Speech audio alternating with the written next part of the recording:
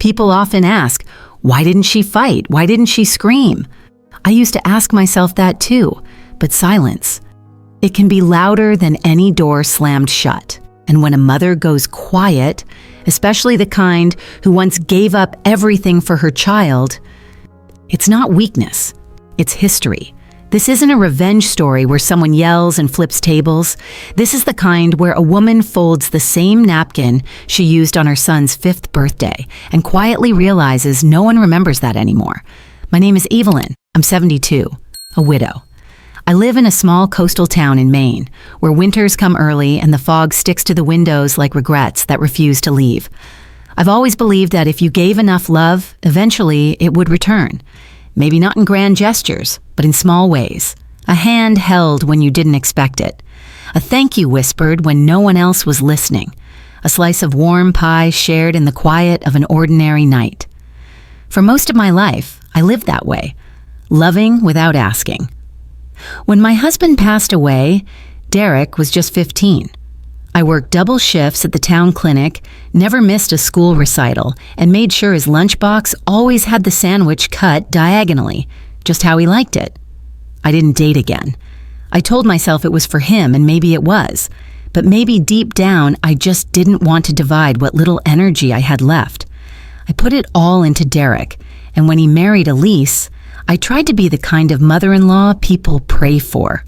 Supportive, quiet, helpful. I gave them the downstairs bedroom. I let them raise their daughter their way. Even when I didn't agree, I stepped back. I thought I was doing what a good mother does, and over the years, my world shrank to the edges of this house. The laundry room, the kitchen, that worn wooden chair by the garden window. I never asked for space. I just made myself smaller. But on this day, my 72nd birthday, I set the table. I ironed the red linen cloth I'd kept for special occasions. I baked my cinnamon apple pie from scratch, the same one Derek used to beg for on snow days. I imagined dinner would be simple. Just the 4 of us. No candles, no cake with candles. That's silly at this age. Just food, warmth, maybe a toast. Maybe someone would say, "Thanks for everything, Mom," or even just, "Happy birthday." I didn't want much. Truly, I didn't. The pie had just come out of the oven when I heard the text buzz. I wiped my hands on the towel and picked up the phone. The screen lit up with Derek's name. We're with Emma at her friend's. Rain check for next year. No emoji, no call, no follow-up, just that. I stared at it for longer than I care to admit. I wasn't waiting for an apology. I was waiting for proof that I still mattered, and none came.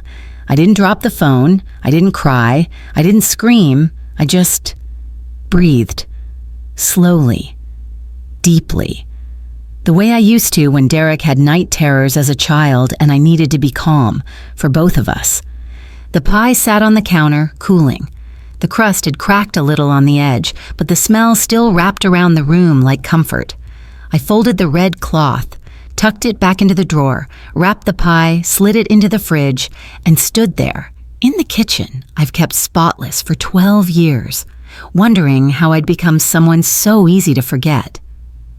Derek and Elise had left earlier that morning, said something vague about Emma needing to stop by a friend's house, and then Elise's parents were expecting them.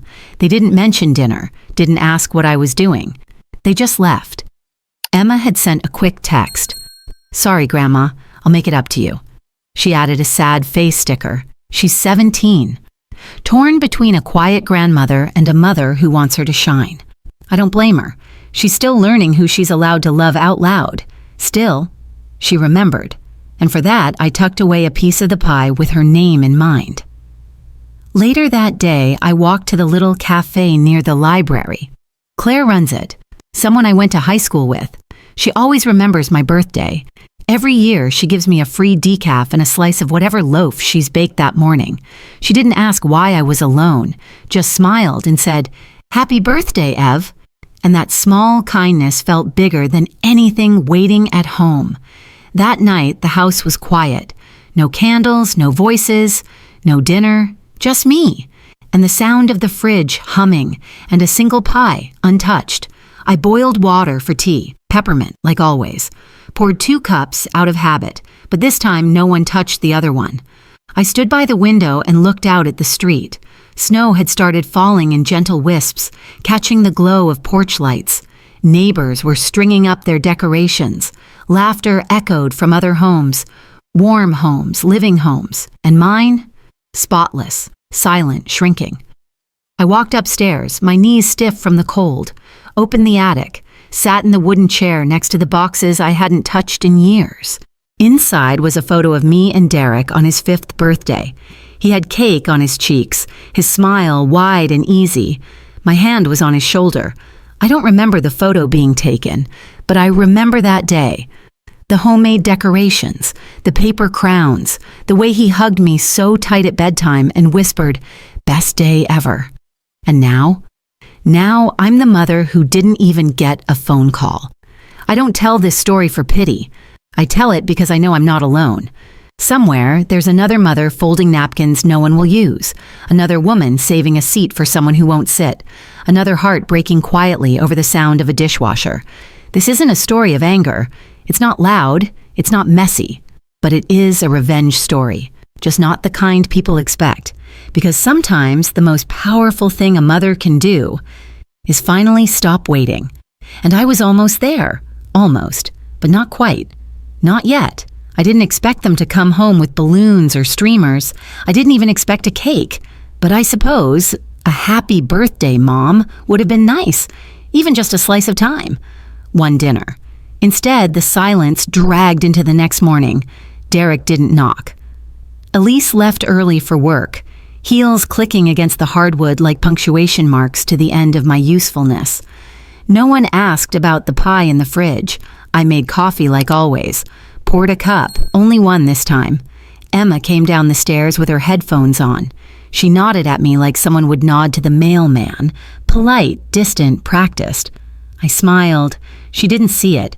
She was 17. I understood. At that age, you don't realize how small gestures matter. But Derek was 45. He should have known better. That day, a note appeared on the kitchen table. Neat handwriting, Elise's. Emma needs her own space. Please understand. No greeting, no birthday message, not even her name at the bottom. Just instruction. Like I was staff. I read it twice. Not because I didn't get it the first time. Just because I couldn't believe she'd put it in writing. And Derek? He didn't say a word. Not one. He'd always been the quiet type. But silence, in moments like that, is just another kind of weapon. One that doesn't bruise skin, but leaves welts anyway. That evening, I tiptoed to Emma's room with a warm bowl of baked ziti, her favorite. I didn't knock loud, just a soft, "Sweetheart," the way I always did. Elise opened the door, stood in the gap, and gently pulled it shut. Didn't say anything, just closed it, slow and careful, like she was shutting a window on a cold draft. Except this time, I was the cold, and from behind her, I heard Emma whisper something about homework. I stood there for a second, holding the bowl. Then I went back downstairs, reheated the same meal, and ate it alone. Later that week, I passed by Emma's room again. No one was home. I wasn't snooping. I was bringing laundry. But a letter peeked out from between her books, a handwritten one. Curiosity is a hard thing to fight when your heart's already half broken. It was addressed to a writing camp, New Hampshire. Inside, I saw her words. "I'm not good at piano. I want to write. I haven't told my mom. My grandma says, do what you love." I held it in both hands like it was glass. Because even though I felt invisible in this house, my voice still echoed somewhere inside her.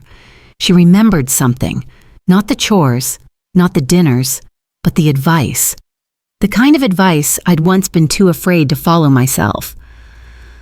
Later that night, I wrote her a small letter of my own. I told her about how I once dreamed of being a nurse, but your grandfather said we didn't need 2 caretakers in the family. He needed me home. I didn't argue. Back then, women didn't argue much. I just nodded, like I always did. I folded the note, slipped it into an envelope, and tucked it under her breakfast tray the next morning. But Elise came down first. She cleared the tray, poured the juice, and never said a word about it. The letter was never mentioned again. Maybe it ended up in the trash, or maybe it's still buried under unpaid bills and folded dish towels. Either way, it never reached her hands, and that's when it hit me. I wasn't just being ignored. I was being erased. Not through cruelty, not through fights, but through exclusion. Through every door closed gently in my face. Through every family meeting I wasn't invited to. Through every text Derek typed and never sent. You don't have to yell at someone to push them out. You just stop seeing them. Have you ever felt that? Like you were still there, physically but not really present, not part of decisions, not part of traditions, just convenient when needed and invisible when not. I wonder if anyone watching this has ever been in that place. If you have, you don't have to write a full story, but maybe just leave a comment with a moment. The moment you realized you weren't being seen anymore. Maybe someone else reading it will see themselves too. Because sometimes silence is easier to carry when you know you're not carrying it alone. That weekend, the house was loud with guests. Elise had co-workers over. She made seafood and salads, opened the good wine, the kind of night we used to have as a family. I stayed upstairs. No one called me down. The smell of grilled oysters floated under the door. I pulled the blanket tighter around my shoulders. Later, I heard a soft creak. Emma's chair, maybe, a door closing gently, then nothing. I went to the window, watched the leaves fall off the trees. The porch light flickered, the same light I used to turn on every evening to welcome them home. Now it just stayed on out of habit. No one noticed. No one asked me to turn it off. It's strange. I spent my whole life building something, this home, this family, and now I was starting to feel like a squatter in a place I once protected with everything I had. But I still folded the napkins, still scrubbed the stove, still brewed tea for two. Because part of me was holding on to something I couldn't name, a hope maybe, that someone would notice, that someone would say, "You're not just here to help, you're here because you belong." But no one did. Not Derek, not Elise, not even Emma, though she tried in her way. And maybe that was the cruelest part, not the forgetting, but the fact that I'd spent decades making sure they didn't have to remember. So I kept cleaning, kept cooking, kept shrinking, until the day I couldn't anymore. But that's not this chapter. That comes later. For now, all I had was silence, and a kitchen full of reminders that I used to matter here. I used to think the worst thing in life was being shouted at. It's not. It's realizing one morning, after wiping down a spotless kitchen counter and setting a plate that no one will touch, that no one even needs to raise their voice to make you disappear. All they have to do is stop looking your way. The letter Elise left about Emma needing her own space was still sitting on the counter the next morning, folded neatly without so much as a smudge or a fingerprint, like no one had touched it again after placing it down. Like I was the only one it was meant to affect. I didn't throw it away. I just moved it under a stack of grocery receipts. Somehow that felt more honest, because that's all I'd become in this house. Another quiet expense, something that used to matter, but now just cluttered the shelf. I tried, not to be a burden, not to get in the way. I adjusted to the rhythms of the household like someone learning a new language in a country where everyone's already moved on. I made sure not to be too loud when the dishwasher ran. I waited until after 10 to vacuum. I timed my showers. I asked, "Is this seat okay?" in my own living room. When I brought up a tray of folded laundry one afternoon, I saw Emma's door slightly open. I was going to ask if she wanted to go for a walk, like we used to do every Sunday before piano lessons took over, but I heard her on a video call. "Where's your grandma?" someone asked, lighthearted. There was a pause. Then Emma said, almost whispering, "She doesn't live here anymore." She didn't mean it in a cruel way. I could hear it in her voice. The hesitation, the way her words trailed off like she regretted them the moment they came out. But the thing about loss is, it doesn't need to be shouted to hit hard. Sometimes it's that one offhand sentence that confirms what you've felt for months, that you're no longer part of the picture, not even as a blur in the background. That night, I didn't knock on her door. I walked down the hallway, tea in hand, meaning to offer her the ginger cookies she used to love. But when I saw the soft light under her door, the sound of muffled crying, I stopped. Through the crack, I caught a glimpse of her, curled up on the bed, holding the wooden box that used to sit on my bookshelf. The one that held her grandfather's old postcards, his lighthouse badge, and a photo of him holding her at the beach. She didn't know I saw her. I didn't go in, because that's what I'd been trained to do. Stay out. Wait to be invited. And Elise? She appeared behind me so silently I jumped. She said nothing, just reached past me and gently closed the door. Click. A polite click, soft, controlled, but final. The next morning, the wind had picked up outside. I stood by the front window watching the last leaves get ripped from the maple tree by the driveway. That tree had been a gift. Derek planted it with me when he was 12. Back then, he'd asked if he could carve his initials in it. I told him not yet, to let it grow first. He never did carve them. Now I wondered if he even remembered the tree was ours. Something changed that week. Not outside, but inside me. I started waking up before everyone else. Not to cook, not to prep coffee, just to sit in the stillness, to listen to a house that no longer recognized my breath. I found the landline unplugged, a first, and when I tried to call Emma's phone, it went straight to voicemail. Later, Derek came down the stairs and mentioned offhand, "We've reset the Wi-Fi. Elise thinks it'll help Emma focus." No apology, no warning, and just like that, another small piece of connection was cut. The last thread, though, it wasn't the letter. It wasn't the door being closed in my face. It wasn't the silence over dinner. It was this. That week, no one asked where I was. Not once. I left the house one afternoon to sit by the bay just to feel the wind. I stayed out for hours. When I returned, no messages, no missed calls, no post-its. No one even noticed the pie was gone. The house was warm. The lights were on. They'd eaten dinner. But I wasn't part of any of it. You know, I once read somewhere that grief isn't always about who dies. Sometimes it's about who's still alive but no longer here. And I realized then, they had already grieved me. Quietly. Efficiently. Like I'd already moved on, even though I was still doing the laundry. That was the loss. Not of love, but of space, of voice, of meaning. There's a kind of pain that doesn't bleed. It doesn't leave bruises. It just settles in your chest like a stone. And every day you carry it, fold it into your steps, into your cooking, into your silence, until one day you stop folding, you stop cooking, and you start wondering if maybe you were never really seen to begin with. That night, I opened my closet and reached for the old box where I kept our family documents. Tucked beneath the tax forms and medical bills was a file I hadn't touched in years. Inside, a folder with my signature, the one I signed when Derek asked to take over managing my retirement paperwork. "It's just for convenience, Mom." Back then, I believed him. I always did. But now? Now I wasn't sure what I believed anymore. Only this. If I disappeared tomorrow, they might not notice until the fridge was empty. And even then, they'd probably assume I just forgot to shop. I didn't cry.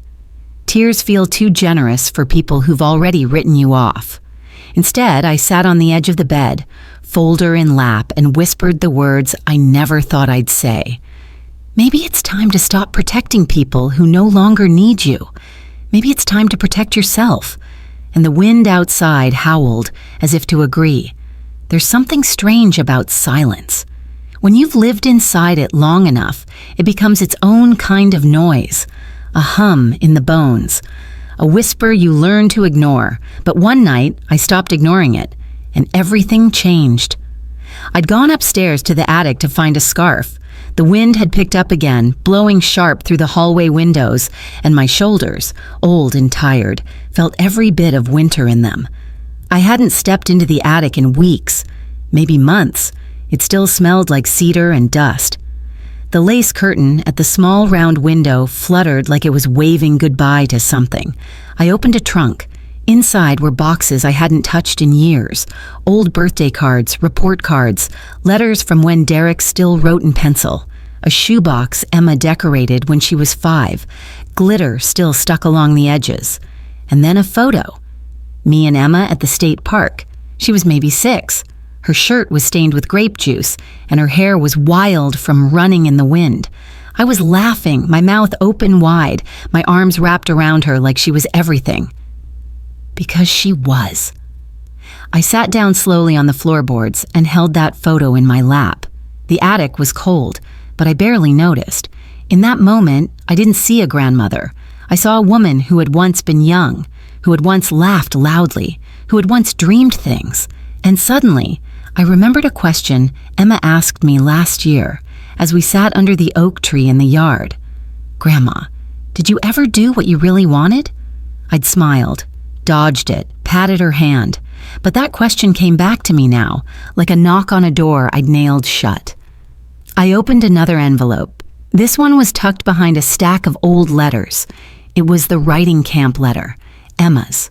The one I'd found and read, then quietly returned. I want to write. I haven't told my mom. My grandma says, do what you love. I held it again, and this time I didn't put it back. I placed it gently beside me and reached for a pen. And for the first time in years, I wrote a letter, not to pay a bill or sign a form, but from one woman to another. Dear Emma, I once wanted to become a nurse.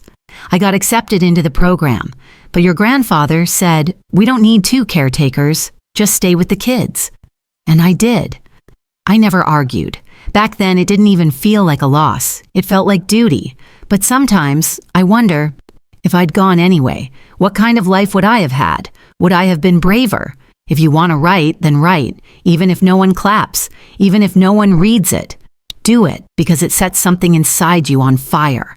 I didn't sign my name. She'd know it was me.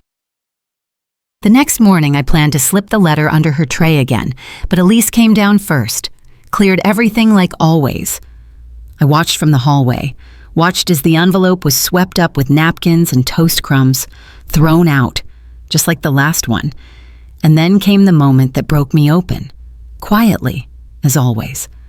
I stood by the window, watching Emma walk to the school bus. Her headphones were in, her shoulders hunched against the wind. She didn't turn back.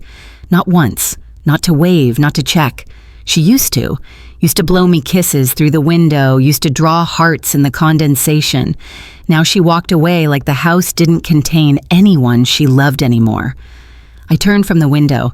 Hands trembling, I walked to my room and opened the filing cabinet. I pulled out every financial form I'd signed over to Derek. Bank authorizations, retirement transfers, insurance agreements. Back then, he said it would be just easier this way. And I believed him, because I wanted to. Because believing your child wouldn't take advantage of you is one of the last comforts you allow yourself in old age. But now, those papers felt heavy in my hands. Not because of what was written, but because of what they symbolized. That I had trusted too easily, that I had given away everything without asking for anything in return. I didn't rip them up. I didn't throw them out in some big dramatic gesture. I simply laid them out on the table in order. Then I took a notebook from the drawer and began to write down what I would need to reverse it. It was the first time in years I'd written something for myself. Not for the family, not for the house, not for the grocery list, just for me. The kettle whistled. I poured a cup of tea, sat down at the table with my stack of papers and my small blue notebook. Wrote slowly. Passwords, bank helpline numbers, notes from online tutorials. It wasn't a declaration of war. It wasn't a revenge plan. It was a quiet beginning, a step out of the fog. I looked at the clock. It was past noon. No one had come down to say good morning. No one had noticed the papers spread across the table. No one had asked why the stove was cold or why I wasn't folding napkins. And in a way, I was grateful because it gave me space. And in that space, I finally started to feel something I hadn't in years. Agency. Not control, not power, just the ability to decide something. For me. I returned to the attic later that night, slipped the photo of me and Emma into my bag, and that letter, the one I wrote, I rewrote it on thick ivory paper, the kind they use for wedding invitations. This time, I didn't try to hide it. I left it in the open. I used to think love meant staying, no matter how small they made you feel. But now, I knew something else. Sometimes, love means leaving. so someone else can learn how much space you truly held. The morning I walked into the bank, the air smelled like printer paper and cold metal. The kind of place that always made me feel small. I wasn't dressed to impress. Just a clean coat, worn shoes, and a small leather folder pressed tight under my arm. Inside were papers with my name on them. Not Derek's, not Elise's, mine. I'd spent the past week calling helplines, searching instructions, jotting passwords in the back of an old cookbook. One tutorial at a time, one document at a time, I reversed everything I'd once handed over. It wasn't easy. At 72, I had to learn how to unlink accounts, recover control, reset access. There were forms that asked, "Are you sure you want to revoke authorization?" And I clicked yes every time, without hesitation, without guilt, because for once in my life, I wasn't protecting anyone but myself. When the banker handed me the new paperwork, he smiled politely, asked if there was someone I wanted to list as co-owner. I said, "No, just me." He nodded, didn't question it. He didn't know this was the first time in over 20 years I'd said that out loud. Just me. I came home to an empty kitchen. Derek and Elise had taken Emma out. Exam prep, they said. No one noticed I'd been gone half the day. The folders sat on the dining table. No dramatic placement, just there like any other mail. But inside them, everything had changed. I didn't announce it. I didn't call a meeting. I didn't need a confrontation. I simply let the silence do the talking, like they had done to me for years. That evening, I brewed tea, cinnamon and honey, my favorite. I didn't ask if anyone wanted some. I didn't make extra cups. I just sat in the reading room, fire crackling low in the old brick hearth, steam rising from my mug. And for the first time in years, the quiet didn't feel empty. It felt earned.